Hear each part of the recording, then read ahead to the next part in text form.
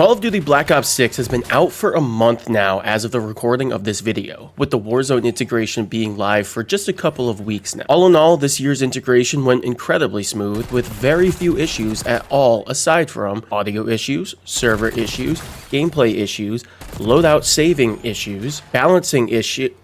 Did I say very few issues? Yeah, well, there were a lot. And still are a lot, but Treyarch has been keeping something from us. Why? We're not sure, but it's alarming. My name's cpyne, welcome to YapZone, and today we're going to be diving into what Treyarch has been keeping from us since the launch of Black Ops 6 and how they have been lying to their entire community. On October 25th, 2024, Call of Duty Black Ops 6 launched worldwide, making the 6th edition to the Black Ops series, which has been one of the most wildly successful lines of games in video game history. Also on October 25th, a series of events began that sparked the Call of Duty community to question the integrity and honesty of our beloved development studio, Treyarch. As the community began playing the game, it was evident that leveling their weapons was painfully slow. So slow, in fact, that it could take anywhere from 3 to 4 hours to fully level one loadout in multiplayer. This is insanity. 4 hours to level one loadout fully across 33 loadouts, now 36 with the launch of Season 1. That's 132 hours of gameplay just to fully level everything, which is equal to 5.5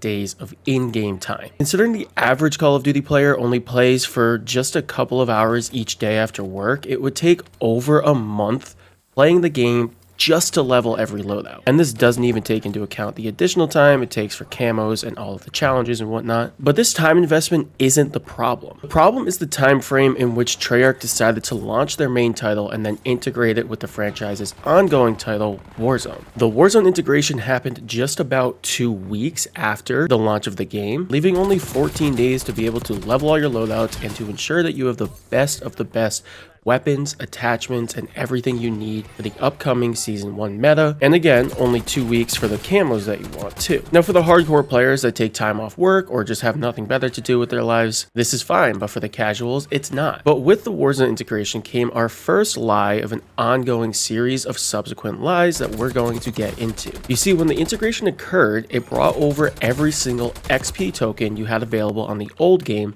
to the new game. And we'll be referring to these XP tokens as legacy tokens, meaning if you had 30 hours of double weapon XP tokens on Warzone 3 or Modern Warfare 3, you can now pop one of those on and cut your leveling grind in half in the new game, which is awesome to think about, right? Well, just hours after this became available, Treyarch caught on and realized that they messed something up big time. And almost immediately after that, they disabled these tokens and players could no longer use them in Black Ops 6 to level their loadouts. Now, why did they disable these tokens? You might think it's because they didn't want us to grind our levels faster, which would mean that we'd have to spend more time on their game, leveling everything, thus boosting their analytics. But no, it was quote unquote due to a game-breaking issue, as they describe it. But here's the funny part. Shortly after they disabled legacy tokens for use in Black Ops 6, you had the ability to buy double XP tokens in the COD shop for 500 COD points each. If that's not messed up, I don't know what is. I mean, seriously, you're going to disable our tokens that we've already earned, already whatever, and then offer the ability for us to spend real world money in order to essentially buy back the tokens that we, again, already had. Myself and the broader COD community were pissed, and rightfully so. And Treyarch was facing some of the biggest backlash that they've ever faced.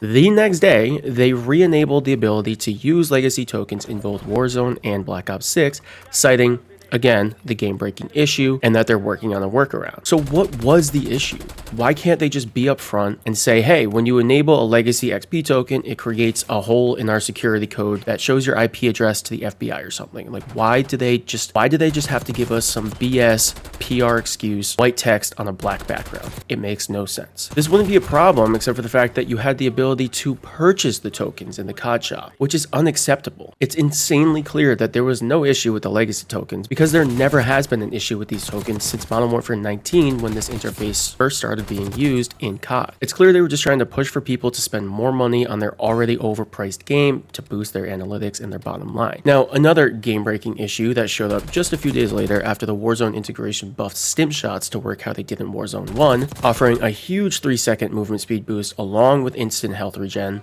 and this was almost immediately taken out of the game because shortly after the community was realizing just how good stim shots are, an update update went live that nerfed that 3-second movement speed boost down to 1 second. Why, you might ask? It was causing an instability issue? Brother, you mean to tell me that changing a 3 to a 1 in your code to make movement speed go less burr is going to increase game stability? Once again, the community was pissed because it made no sense. If this were truly the case, then tell us the issue. What is the game-breaking issue? How does it work? Be transparent with the community so we can say, hey, maybe they truly do care about the hardcore community and the casual community and are working to fix and better their game, rather than just give us some BS PR excuse again. I don't know, it just seems very fishy to me.